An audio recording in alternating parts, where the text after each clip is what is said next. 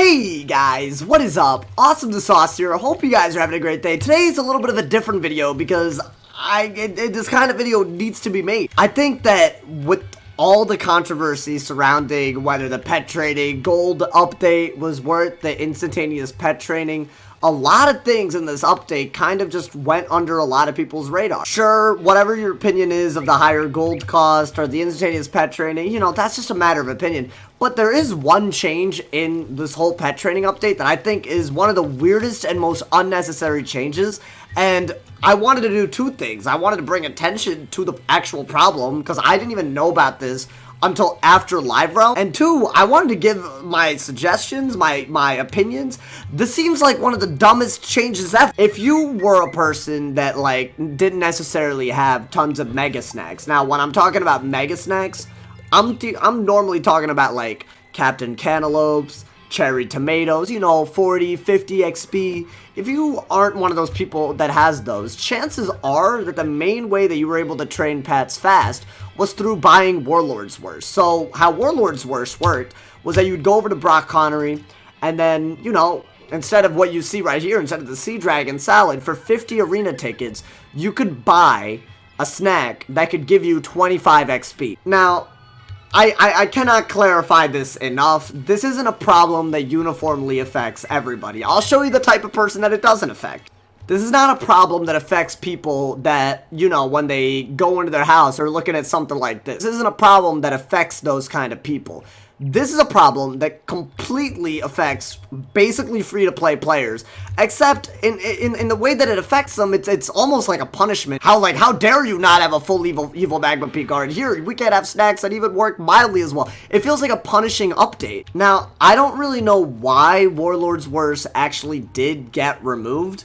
Now, here's the thing. I think that, like, you know, if you made pet hatching slightly more expensive just so that you can instantaneously pet train, like, you know, back to back, at least that seems like a trade-off to me for people so that, you know, the people with tons and tons of mega snacks aren't just, you know, spitting out pets, like, at a really, really fast rate. That's fine.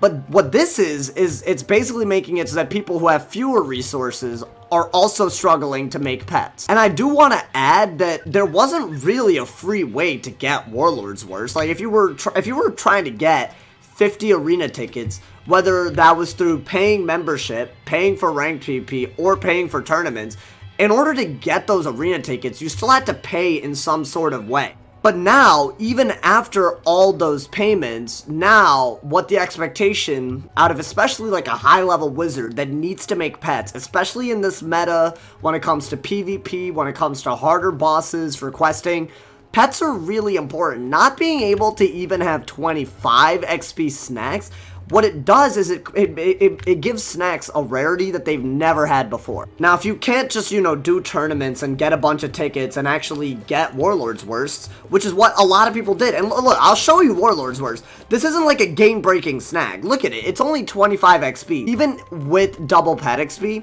it would still only be as effective as mega snacks during regular, like, non-double XP. Just think about that. It's literally half as effective if you choose not to have a bunch of evil magma peas. Now, the only alternative is that you gotta farm for couch potatoes, which I guess is, like, kind of not pay to win, but still, it's still a lot of time and a lot of effort.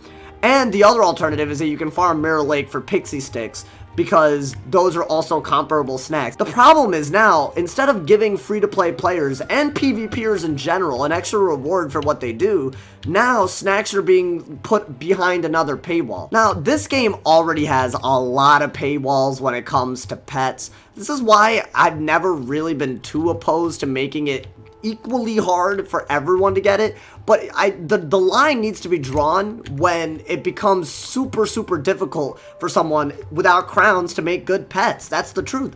If you don't have the crowns to get a Perose, if you don't have the crowns to get a hatching elixir, which now costs you extra gold, if you don't have the crowns to buy the areas you have to farm specifically for couch potatoes, if you don't have the money to get the membership to go to the later areas where these crowns seeds are dropping more often, all of these things are reasons why you're not going to be able to make pets as fast. I guess you could even argue that, I guess, you know, if you put more crowns, if you put more money, I guess, into the game, you should be able to make pets faster.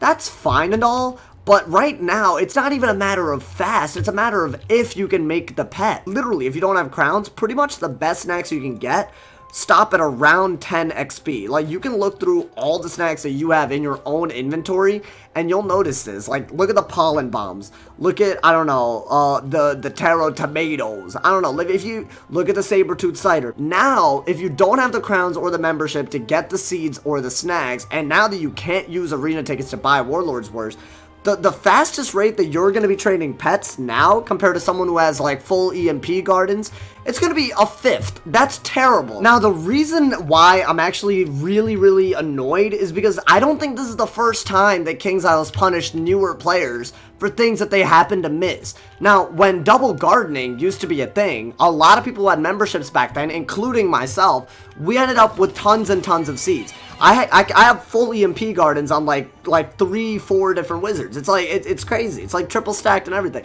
So if I can have that just because I played years and years ago, what does that have to do with the advantage that I get in PvP and the advantage I get in questing? What does that have to do with it? Like, sure, I was loyal to the game, but there's no reason why me playing this game 5 years ago should have such a big impact on my ability to do such an essential thing like pet training. So just like people who were around when double gardening was a thing so that they could train pets super easily with all their mega snacks, just like those people now, people who are around to get a bunch of arena tickets and a bunch of Warlords Worse, now they're gonna benefit. And yeah, I guess that's fine if they benefit for their hard work, but what happens to all the people who are joining the game now? And what happens to all the people who are now introduced into this pet system? Are we seriously supposed to believe that if they don't spend a bunch of money on this game, they're supposed to just feed their pets all the way to mega 10 XP by 10 XP? That's ridiculous. It's ridiculous. A new player should not be subjected to that. And I don't see any way. There's no craftable alternative. There's no fishable alternative, really. There's no actual alternative. There's no longer a reward for any side activity that gives you good snacks. And that's really bad for the future of this game. Now, I will add this one thing. I've actually never been a fan of arena tickets being important whatsoever beyond cosmetics and beyond strictly PvP, because, you know, that makes sense. So because, you know, arena tickets are a little faulty in the sense that there's boosting, people who literally cheat for rank by boosting, and, you know, it's arena tickets become a currency that aren't as valid. That's fine. That's a great argument.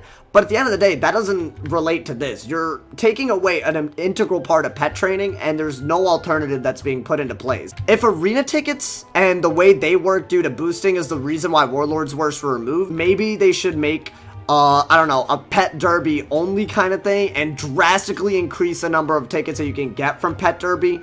Make a new currency for pet derby. Maybe you can do that. Make a craftable alternative. Make something that you can do, like, make it so that you can fish for snacks, but not that you have to, like, fish for 10 specific fish so you can have a part of a recipe done to make it. Like, right now you can craft mega snacks. You gotta fish for rare fish, and you gotta get like 10 of them, and that's not like the end of it. Like, that's for one snack. Like, it's so tedious right now to even craft mega snacks that it's not really a thing. We also just need droppable snacks. Like, I know that there's pixie sticks in Mirror Lake, and I brought that example up, but there's no way for you to actually get like actual mega snacks unless you get lucky. Like, I think what they used to have years and years ago that I really think they ought to bring back is like Waterworks, the final boss, and the middle boss, I guess. They always used to drop a mega snack. Like, that was a guarantee, and that was like a really, like, it was kind of hard, but if you had like a good team and you had like good communication, you could actually really farm Waterworks a ton and get a bunch of snacks. And Waterworks was great because you could get mastery amulets, you could get the actual gear that you wanted, you could get some rare crowns wands, and you could get mega snacks. I don't know when they changed that, but now if you do it, you're not guaranteed a mega snack anymore. There needs to be something like a hard dungeon maybe that you can actually guarantee that drop, so at least you can farm for it.